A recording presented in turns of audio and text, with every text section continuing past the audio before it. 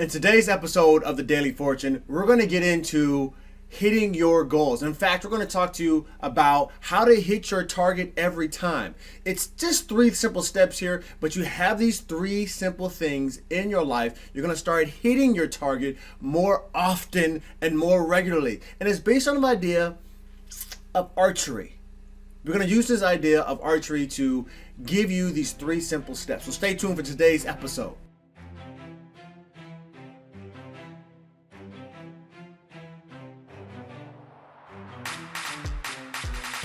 So hey family, my name is Arlando Fortune. Welcome to another episode of the Daily Fortune. This is your inspirational talk for the week.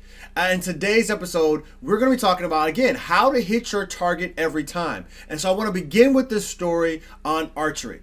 So there's this old Indian sage, right? So of course he's old and he's a sage, so he knows a lot of things. He had a high level of skill in archery. And he wanted to test his students on their skill levels one day. So we had a couple of the students out there and he had a target sitting off in the distance.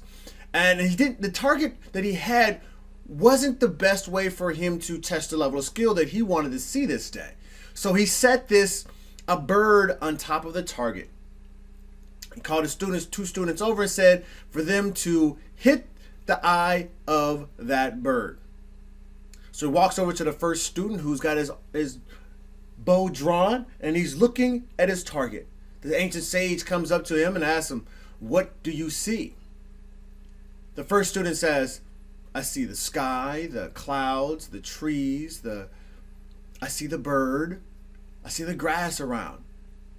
Ancient sage says, "Hold on, don't take that shot."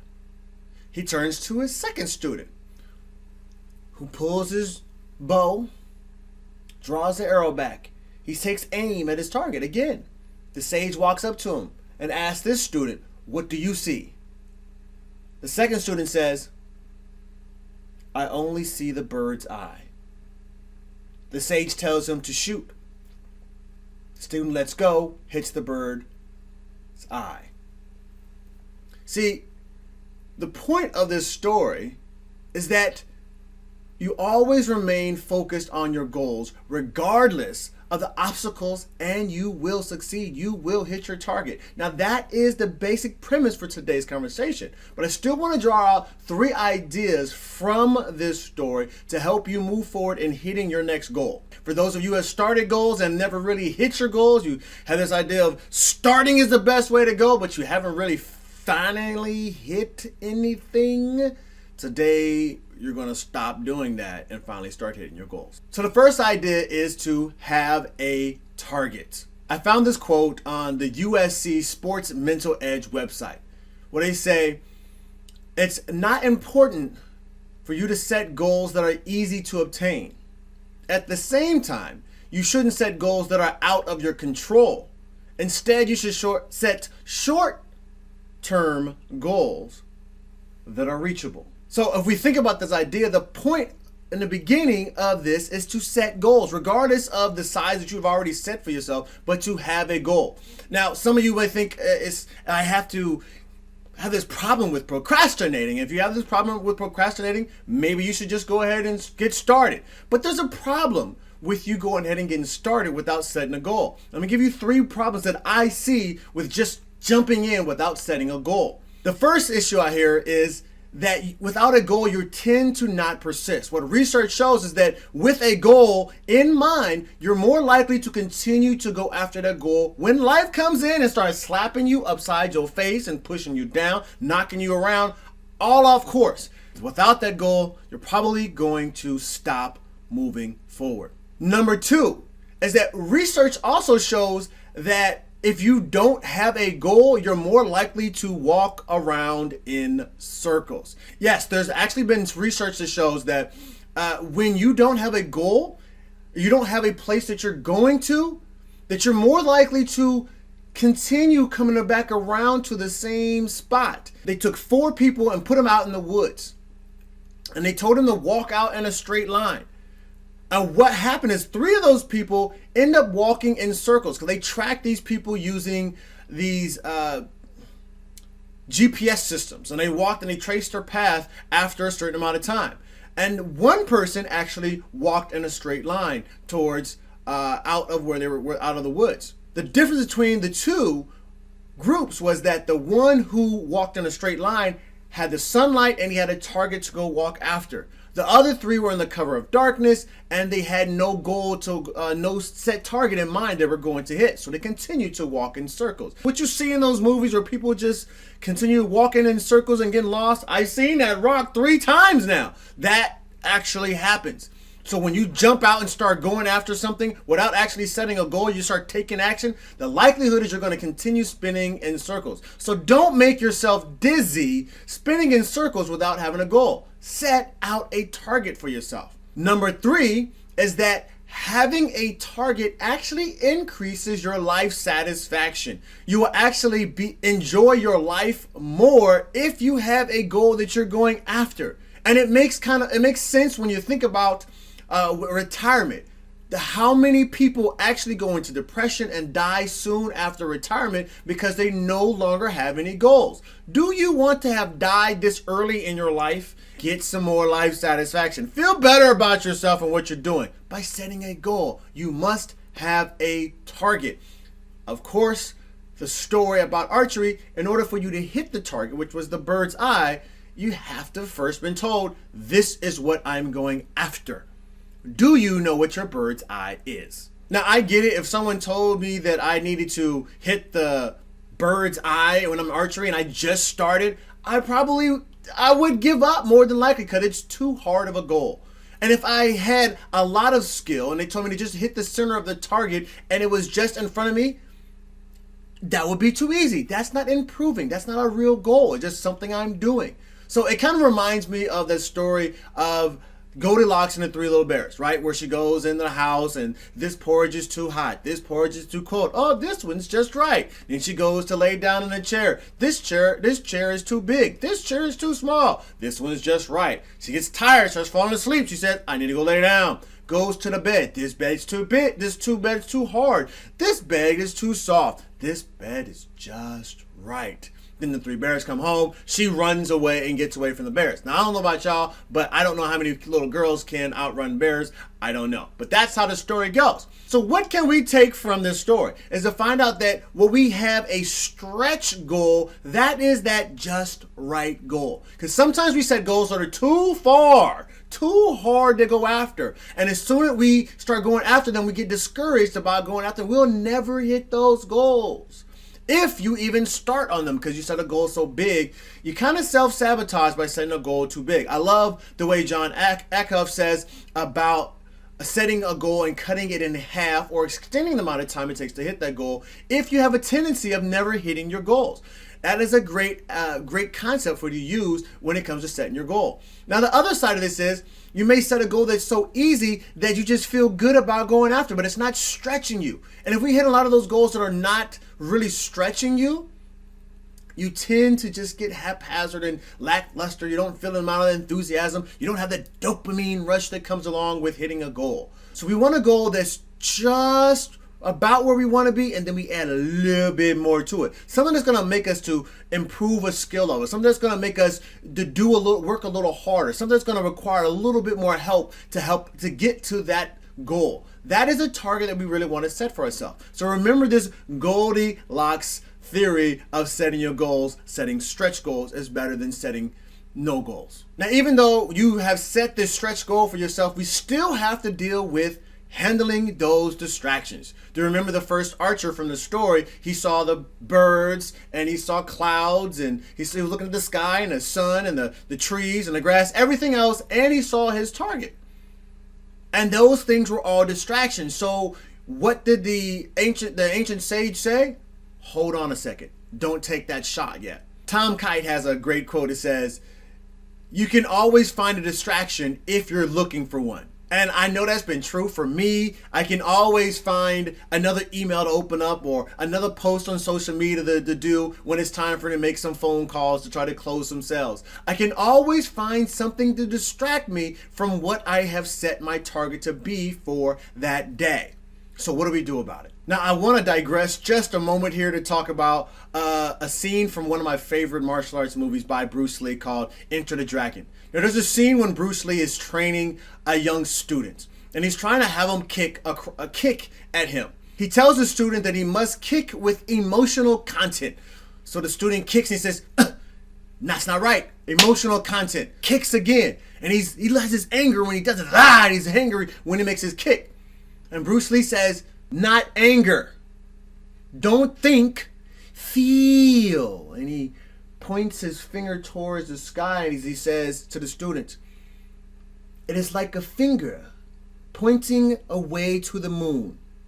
And the student starts to look up and Bruce Lee pops him on the top of the head, right? As he starts looking up to where the finger is pointing. He says, don't concentrate on the finger or you miss all this heavenly glory. I love that scene. When you start looking all the heavenly glory that is the distractions around you, you start missing the point of where you need to go. You need to be focusing on where you're pointing, focusing on the moon. See, there's no time to look at the heavenly glory when you're trying to get some things done. So stop being distracted by everything. And I'm going to give you 3 little tips on how to stop being distracted. So the first tip for keeping your focus and not getting distracted comes from Harvard Review, and it's the ABC method. So first you be aware, then you breathe, and you choose. Very simply, when you feel your stuff starting to get distracted, you become aware of yourself and distracted, and you say, what are my options in this moment? That is your awareness. The second thing they say to do is to breathe. Take a breath and collect yourself. The last thing to do is to choose. Choose an option. And hopefully your choice is to go back to doing what you were supposed to be doing that you were getting distracted from. So that's tip number 1. Tip number 2 is to start a regular meditation. You see, the thing about meditation is actually increases your focus. Now, this is just not my words. This is what years and decades of research has proven, that with regular meditation practice, specifically things like mindfulness, you start increasing your focus. That idea of something coming to distract you, a thought, a feeling, emotion coming in, and you refocusing back onto what you're trying to be focused on during your meditation helps you concentrate more in those moments when you really need it. The third thing is very simple. Out of sight, out of mind. Put everything that can distract you out of sight so that it is out of your mind. Close down the browsers, put the phone up, get away from people. Have a place that you designate as your workspace for doing some deep work. Put a sign on your door if you're at work that says, do not disturb during these certain hours. Let your family know. This is a time where I am out of sight. You may see daddy, but I'm not here. You may see mom in here at the computer, but don't distract her. That is the moments, the things that you must do in order to stay focused and get those distractions out of the way. At this point, you have a target that is a stretch goal, and you start eliminating your distractions so that you can focus in on this target. But what's the final piece here? It's one of my favorite things to do, and that is accountability. Bob Nardelli says, I absolutely believe that people, unless coached, never really hit their maximum potential. So what does this mean for my story? It means you must have an old Indian sage helping you hit your goal. Get you some. Now, I admit when I was starting my coaching business and I was really trying to go out and help as many entrepreneurs as I could, I thought I could just do it on my own. I had a history, right, of going and getting coaches all throughout my life. But when it came to this area, it's like, I got it handled. I can do it. I don't need any coaching, man, to go make money. I've been making money my whole life. What do I need a coach for? But then it comes down to me going out and really sharing my message with the world. But really going out and saying, I want to help you get better, but you got to pay me. I just couldn't find myself asking for the money. And then finally, when I had this epiphany, and thanks to my moms who says, yo, baby, need you to ask for the money, I started asking for the money when it comes time for me to get paid for my services in coaching. And you know what happened in the beginning? People say, you know what, this was a great coaching session, but it's not the right time for me. Or people would say, can we work something out? And I was stuck, which made no sense at all considering the amount of sales I had done in my life already. Why couldn't I close on this thing that was so meaningful to me? It wasn't until I had a coach who said, stop going about people, letting them feel like you are free. You're going to do this out of the kindness of your heart and let them know that this is a business. Approach them as if it is a business proposition from the beginning. And this is just the first step in the process of you becoming a client, of you finding out whether you guys are going to work and compatible with each other and a coaching client situation. When I started doing that, people started saying yes. One other thing that I want to point out from the story of going from doing free services and getting paid for my services is that my coach made it apparent to me that I already had the skills. I had the know-how on how to close individuals on my services or on products. He had to pull it out of me that I was stuck in a situation that I just need a little more help to open up the lid on what I could do in this area of my life when it comes down to doing something that I'm passionate about and not just giving away all the things that I was passionate about, but getting paid for the things that I really love to do. At this point in my business, I still go back and give my time to mentoring other individuals who are coming through addiction. I still give my time to individuals who are coming out of incarceration and trying to reincorporate into life to tap into their unlimited potential. However, I cannot do that if I do not go make money. See, it reminds me of a time when I sat down with a potential prospect. I thought we were sitting down to network and find out if we were good clients for each other. Come to find out, we had touched and connected on a different level. She says, I go to work, I make money so that I can go into prison, because she has a ministry in the prisons. But the only way she can go do that is if she goes out and builds a book of business that supports her lifestyle and her family. Now, the final piece of this, I know there's 3 points, but I have to bring this home. I have to do a little mindset work here to help you hit your goals, hit your target. I said it's going to hit your target every time. One, to have that stretch goal, right? We talked about stretch goals. We talked about eliminating distractions. And then we talked about having a wise sage to go along with you to help you overcome your own little limiting beliefs and help you keep you accountable to the things that you say you're going to do. Now, the fourth piece here, regardless of all of these other pieces, is if you don't believe in yourself that you can hit that goal, you are not going to do the work. The final piece is believing it.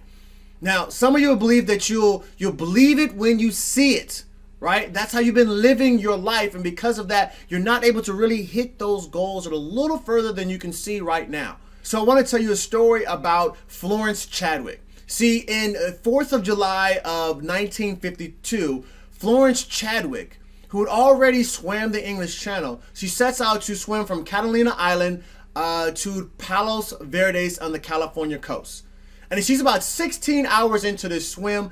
There's a fog starts coming down over the sea. And because she cannot see where she's going, she's starting to feel like, maybe I should give up. Maybe I should give up. I think I want to come out. Now, the people who are going along with her in a boat, riding along with her as she's swimming, is her coach and her mom. Both of them are saying, stay in the water. Just go a little bit further, a little bit further. They're coaching her on, telling her, you can do it.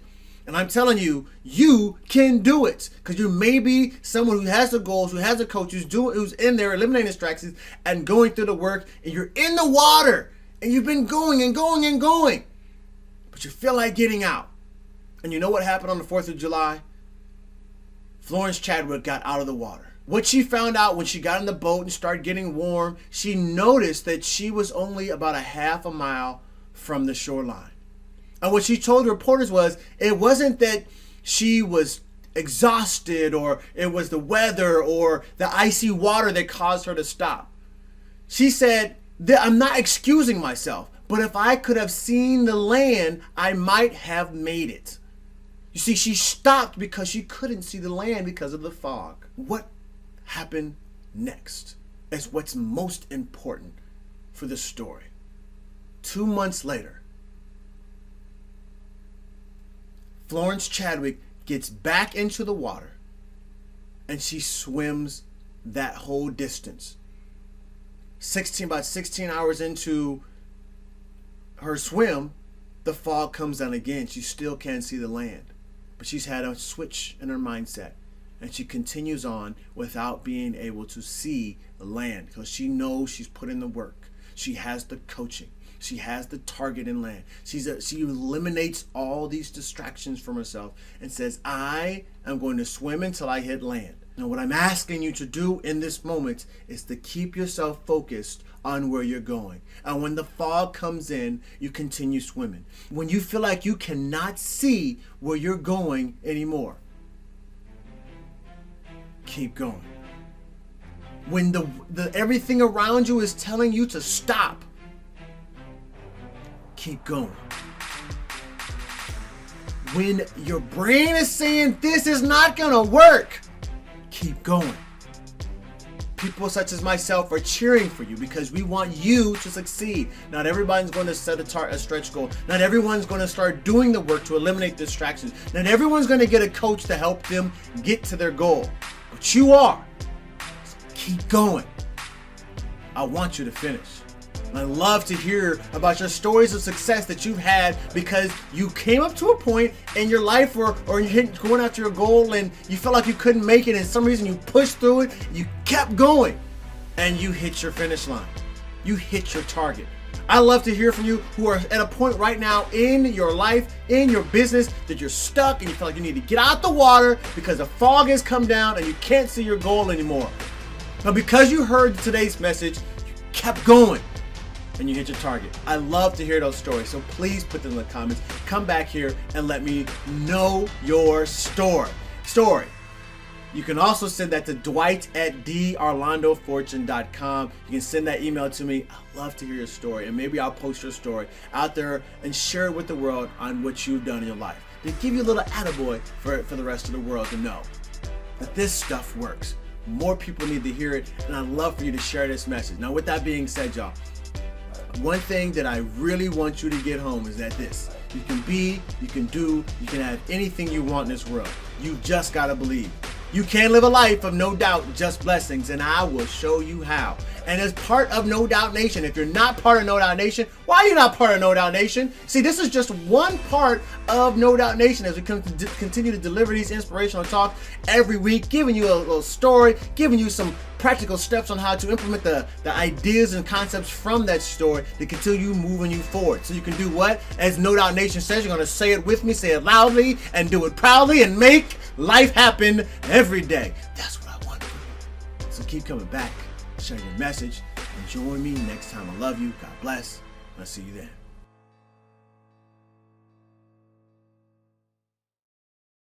You better get you some if you really want to hit your goals.